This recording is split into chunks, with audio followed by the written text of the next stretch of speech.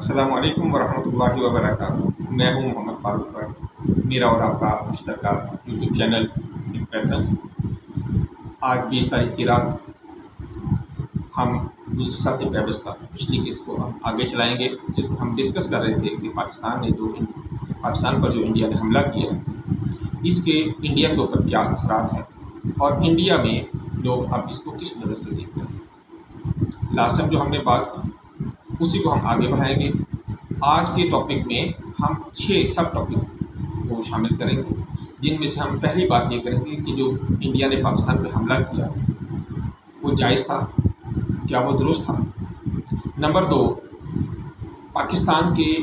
Nuclear assets میں tactical nuclear assets کا کیا مراد ہے۔ اور نمبر 3، سلامتی کے مشیر، جو انڈیا کے سلامتی کے مشیر ہیں، انہیں پاکستان پر حملہ کرنے کا فیصلہ کرنے میں اندازے کی کیا غلطی ہوئی۔ اور پھر نمبر 4، انڈین سیکورٹی کو جو ایڈوائزر ہیں اجیت ڈوبھل، انہوں نے 6 اور 7 کی رات کو پاکستان پر جو حملہ کیا اور اس کے بعد رومیوں کو کال کی، ایران کو، سعودی عرب کو اور چائنا کو کال کی، اس کی کیا وجہ تھی۔ کشمیر میں 370 آرٹیکل کو ہٹانے کا نتیجہ کیا بھگتنا پڑ رہا ہے انڈیا کو۔ ہم ایک ایک کر کے ان تمام ٹاپکس کو ڈسکس کرتے ہیں۔ انڈیا کا خیال یہ تھا کہ جیسا میں نے پہلے بھی بات کی تھی کہ پاکستان جو ہے وہ کنونشنل وار نہیں کر سکتا، اور پاکستان معاشی طور پر کیونکہ بہت کمزور ہے تو یہ تو 2 دن بھی نہیں چل سکے گا۔ یہی وجہ ہے کہ اور پھر انڈین یہ بھی سوچتے رہے کہ شاید پاکستان جو ہے وہ جوابی حملہ نہیں کرے گا، اور اگر کرے گا بھی تو جیسے ہم 2-4 میزائل ماریں گے وہ بھی 2-4 میزائل مار کے ٹھنڈا ہو جائے گا اور آگے بات نہیں بڑھے گی، کام آگے نہیں جائے گا۔ لیکن یہ سب سے بڑی غلطی تھی، بلکہ یہ بہت بڑا بلنڈر تھا۔ پاکستان پر انڈیا کا حملہ یہ Indian army, Indian air force اور انڈین نیوی کی جانب سے ایک بہت بڑا بلنڈر تھا، اور یہ میں نہیں کہہ رہا ہوں، یہ پاکستان کے لوگ نہیں کہہ رہے ہیں، یہ انڈیا کے دفاعی نقطہ نظر سے جو تجزیہ کار ہیں یہ وہ برملا اس چیز کا اظہار کر رہے ہیں، جن میں سب سے آگے پروین ثانی صاحب ہیں۔ پھر اگر یہ حملہ کر ہی لیا تھا تو پھر یہ سیز فائر کیوں کیا گیا۔ دیکھیں 5 اور 6 کی رات کو جب پاکستان پہ حملہ ہوا تو اس کے فوراً بعد اجیت ڈوبھل کو یہ احساس ہوا کہ جو کام ہم نے کیا تھا وہ ہمارے ایکسپیکٹیشن کے ساتھ نہیں کیا، اور پاکستان نے جو ہمارے 6 طیارے گرا لیے ہیں، اور ان 6 طیاروں کے گرنے کی وجہ سے جو ہمارا سارا پلان تھا وہ تو ہو گیا ہے چوپٹ۔ اور اس نے فوری طور پر رومیو کو کال کی، اسی طرح اس نے چائنا کو، اپنا ایران کو اور سعودی عرب کو کال کی کہ ہم فوری طور پر انٹروین کریں، ہم تو بہت صبر سے کام لے رہے ہیں، اور پاکستان جو ہے اس نے ریٹیلیٹ کرنا شروع کر دیا ہے۔ ہم نے تو کوئی کام ہی نہیں کیا، ہم نے تو صرف دہشت گردوں کے جو ٹھکانے تھے ان پہ حملہ کیا ہے، ہم نے نہ سویلین کو اٹیک کیا ہے، نہ ہم نے ملٹری کو اٹیک کیا ہے، ہم نے تو صرف دہشت گردوں کے ٹھکانوں کو کیا ہے، اور پاکستان جو ہے وہ ہم پہ اس نے جوابی حملہ کر دیا ہے۔ آپ اس کو روکیں اور کسی طریقے سے ہماری اس کے ساتھ صلح کروا دیں۔ تو یہ ایک قسم کی سیز فائر کے لیے پہلے ہی دن یہ انہوں نے اپنی، اگر میں ہندی کا کہہ دوں تو مانگ رکھ دی تھی، یعنی کہ ان کی ریکویسٹ چلی گئی تھی۔ اب اس سے آگے جب چلیں، جب انہوں نے پاکستان پہ حملہ کر دیا تو آپ جانتے ہیں کہ پاکستان کا جو نقشہ ہے جب ہم اس کو دیکھتے ہیں تو اس کی چوڑائی کم ہے، لمبائی میں ہے، اور اس کی چوڑائی کم ہونے کے جہاں پہ کچھ فائدے بھی ہیں پاکستان کو، کچھ نقصانات بھی ہیں۔ نقصانات میں یہ ہے کہ پاکستان کے بہت سارے میجر سٹیز، آپ جموں کی طرف سے شروع ہوں، سیالکوٹ، شکر گڑھ، نارووال، چھوٹے شہر بھی ہیں، بڑے شہر بھی ہیں، اور ساتھ میں آگے آ جائے لاہور، اسی طرح آگے چلے جائیں قصور کے بعد پھر وہ تھوڑا سا آگے جائیں گے، آگے بھاول نگر آ جائے گا، اسی طرح آگے رحیم یار خان کی طرف، یہ سارے کا سارے چولستان کے ساتھ ساتھ بارڈر کے ساتھ ساتھ ہمارے تو بہت میجر سٹیز ہیں سارے۔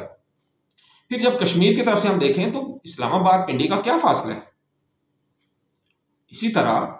پاکستان کے میجر یہ سارے سٹیز جو ہیں، یعنی کہ پوری جی ٹی روڈ جو ہے وہ ہارڈلی 40-50 کلومیٹر ہے آپ کے باؤنڈری سے۔ تو پاکستان کا پرابلم یہ بھی ہے کہ اگر خدا نخواستہ کسی کہیں جگہ سے یہ انٹروڈ کر جاتے ہیں اور 5-6 کلومیٹر بھی اندر آ جاتے ہیں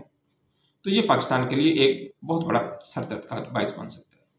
تو اس کے حل کے لیے پاکستان نے کیا کیا ہے، پاکستان نے اسپیشل ٹیکٹیکل ویپن جو ہے وہ ڈیزائن کیے، جو کہ ایٹامک وار ہیڈ پہ مشتمل ہیں، جن کو ایٹامک ٹیکٹیکل نیوکس کہا جاتا ہے۔ اور یہ کرتے کیا ہیں، یہ محدود پیمانے پر اپنی کارروائی میں کام آتے ہیں، اور انڈیا کو پتہ ہے کہ یہ پاکستان کے پاس ہے۔ شور جب سیز فائر کے لیے انہوں نے ریکویسٹ کی، اور سیز فائر کے لیے ٹرمپ نے فوری طور پر انٹروین کیا اور پاکستان کو کہا کہ یار آپ بس کریں، آپ نے جتنا مارنا تھا آپ نے تو اس سے بھی زیادہ مار لیا، تو اب آپ کو تھوڑا سا صبر کرنا چاہیے۔ تو پاکستان نے کہا کہ صبر تو ہم تو پہلے بھی کر رہے تھے، یہی باز نہیں آ رہا تھا اور اسے مار کھانے کا شوق تھا، تو ہم نے پھر 2 لگا دی ہیں، اگر اس کو سکون یہ کرنا چاہتا تو ہمیں تو کوئی اعتراض نہیں ہے۔ ہاں اسے یہ بتا دیں کہ پانی کا مسئلہ بھی اسے حل کرنا پڑے گا، کشمیر کا مسئلہ بھی حل کرنا پڑے گا، اس کے بغیر ہم اس کی جان نہیں چھوڑیں گے۔ بہرحال اس وقت تو پھر انہوں نے ساری باتیں مان کے تو سیز فائر کے اوپر آ گئے، اور مشہور یہ کر دیا جی کیونکہ نیوکلیر ہتھیاروں کا مسئلہ تھا تو اس وجہ سے یہ سیز فائر کا اعلان کرنا پڑا، حالانکہ ایسا کوئی مسئلہ نہیں تھا، کیونکہ پاکستان میں کنونشنل وار میں ہی ان کو اتنی مار ماری ہے کہ ٹیکنیکل نیوکس کی تو طرف بات گئی نہیں، ابھی تو اس کی بات ہی نہیں ہوئی تھی۔ یہ تو پاکستان نے ایک ڈیٹرس کے طور پہ یہ چیز رکھی ہے کہ اگر خدا نخواستہ کسی وقت ہمیں اس طرح کا پرابلم فیس کرنا پڑتا ہے تو ہمارے پاس اپنے تحفظ کے لیے ہتھیار ہونا چاہیے۔ اب ہم اس سے آگے چلتے ہیں کہ سلامتی کے جو مشیر تھے انڈیا کے، ان سے اصل میں اندازے کی غلطی کیا ہوئی۔ یہ تو میں پہلے بھی آپ کو یہ کہہ چکا ہوں، ان سے اندازے کی 2-3 غلطیاں۔ ایک تو ان سے یہ اندازے کی غلطی کہ پاکستان لڑ نہیں سکے گا، کنونشنل وار اس کے بس کی بات نہیں ہے، معاشی طور پہ یہ بہت کمزور ہے، اسلحہ اس کے پاس ہے نہیں، اس کے تو ٹینکوں میں تیل نہیں ہے، اس کے جہازوں میں پیٹرول نہیں ہے، یہ کیسے اڑیں گے اور یہ کیسے کام کریں گے۔ اور یہ انہوں نے بات پچھلے 11-12 سال سے اپنے چھوٹے سے بچے جو ابھی پیدا بھی نہیں ہوا اس کے بھی کان میں ڈال دی، اور یہ فرض کر کے بیٹھ گیا کہ نہیں پاکستان تو کچھ بھی نہیں ہے۔ لیکن پرابلم یہ کہ ایسا نہیں ہے، پاکستان ایک بہت مضبوط طاقت ہے، اور اسپیشلی جب سے چائنا پاکستان کے ساتھ ملا تو یہ تو بھول ہی جائیں کہ پاکستان کے اوپر یہ حملہ کر کے کچھ کر سکتے ہیں۔ دوسری جو اندازے کی غلطی یہ تھی کہ ان کا خیال تھا کہ اگر ہم حملہ کریں گے تو پاکستان ہمارے جواب میں صرف اتنا ہی حملہ کرے گا، اگر ہم نے ان کے 6 پوائنٹس کے اوپر ہٹ کیا ہے تو وہ بھی 5-6 پوائنٹس کے اوپر اپنے میزائل پھینک کے تو اس چیز کو برابر کر لے گا۔ یہ تو ان کے وہم و گمان میں بھی نہیں تھا، یہ ان کے کسی بھی plan A B C D E Z تک کسی بھی پلان میں نہیں تھا کہ پاکستان پہلے ہی حملے کے جواب میں ان کے 6 طیارے گرا دے گا۔ وہ 6 طیارے جو ہیں وہ ان کے اندازے میں تھے ہی نہیں، لیکن جب وہ گر گئے تو ان کی ساری گیم جو ہے وہ اسی وقت چکنا چور ہو گئی، اور ان کے لیے وہ درد سر بن گیا، اور ان کی حالات وہ پہنچ گئے کہ وہ جو کہتے ہیں نا کہ جی وہ میں تو کمبل چھوڑتا ہوں اب کمبل مجھے نہیں چھوڑتا، تو ان کے ساتھ وہ حال ہو گیا تھا، اب کمبل انہیں نہیں چھوڑ رہا تھا، اور یہ چیخے مارے تھے روبیو کو خدا کا واسطہ ہمیں بچا لو، ایران کو، سعودی عرب کو اور چائنا کو، کہ بھائی ہمارا اس سے ہم نہیں لڑنا چاہتے، ہمارا لڑنے کا پروگرام نہیں تھا، ہم نے تو بس ایسے ہی 2-4 میزائل مارے تھے، ہمیں کیا پتا تھا کہ یہ سارا کچھ اس طرح کا ہو جائے گا۔ پاکستان نے انتہائی صبر کے ساتھ کام لیا اور ان کے ہر غلط قدم کو دیکھتا رہا، اور پھر 10 تاریخ کو انہیں ایک ایسی چپت رسید کی کہ جو ان کو ساری زندگی یاد رہے گی، اور الحمدللہ اس کی وجہ اور اسی کامیابی پر اپنا آرمی چیف کو فیلڈ مارشل کا عہدہ بھی دے دیا گیا، اور یہ بہت بڑی ان کی کامیابی کی دلیل بھی ہے، اور پوری دنیا کو اس میں یہ میسج کیا کہ پاکستان نے نہ صرف یہ جنگ جیتی ہے، پاکستان اب اس پہ جشن بھی منا رہا ہے۔ اچھا، Indian security advisor Ajit dual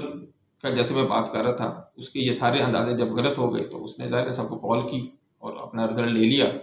لیکن اب مسئلہ یہ ہے کہ یہ بھی ان کے گلے کی ہڈی بن گیا، نہ یہ اگلی جا رہی ہے نہ ان سے نگلی جا رہی ہے، اور ان کی پوری جنتا، ان کی پوری عوام یہ کہہ رہی ہے کہ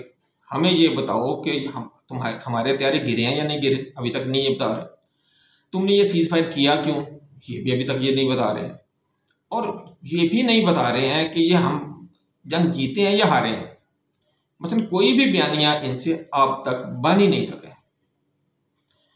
اس سے آگے جب ہم چلتے ہیں، ہم اپنے چھٹے ٹاپک کی طرف آتے ہیں کہ 370 جو انہوں نے ہٹایا،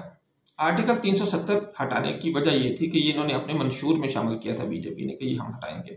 اور سندھ طاس معاہدے کو بھی ختم کرنے کے پیچھے ریزن یہی ہے کہ یہ انہوں نے اپنے منشور میں شامل کیا تھا، اور پھر 1994 میں انڈیا کی اسمبلی میں یہ قرارداد پاس کی گئی تھی کہ ہم جو پاکستان کا کشمیر ہے ہم اس پہ قبضہ کریں گے اور اسے انڈیا کا حصہ بنائیں گے. تو یہ قرارداد بھی منظور کی گئی تھی. اسی کے بیس کے اوپر 370 کو انہوں نے ختم کیا اور انہوں نے لداخ کو، کشمیر کو اور جموں کو الگ الگ یونین ٹیریٹریز بنا کے انڈیا کا حصہ قرار دے دیا. اب ان کا تو خیال یہ تھا کہ یہ پاکستان کی طرف سے اس کا جواب آئے گا، لیکن اس کا جواب سب سے پہلے چائنا کی طرف سے. چائنا نے انہیں یہ بارہا کہا تھا کہ یہ لڑائی نہ کرے ہمارے ساتھ اور ہمارے ساتھ اچھا بچہ بن کے رہیں، خود بھی ترقی کریں اور ہمیں بھی ترقی کرنے دیں. لیکن یہ کوئی انسان تو ہے نہیں کہ جو بات سمجھ جاتے. تو پھر چائنا نے جو پہلا کام کیا وہ گلوان ویلی پہ کیا، اور گلوان ویلی میں ان کے فوجی بھی مارے اور گلوان ویلی پہ قبضہ بھی کر لیا، اور پچھلے سال مزید قبضہ کیا. اس سال 370 ہٹانے کا جو دوسرا نتیجہ سامنے آیا، اب لداخ کے اوپر وہ اپنا کنٹرول کرتا جا رہا ہے، اور سننے میں یہ آیا ہے کہ اس سال کے اینڈ تک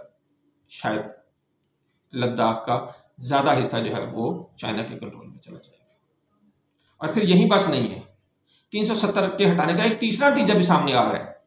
اور وہ تیسرا نتیجہ یہ ہے کہ اروناچل پردیش کے 90 مختلف مقامات، شہر، قصبے، گاؤں، ان تمام کے چائنیز نے چائنیز نام رکھ دیے.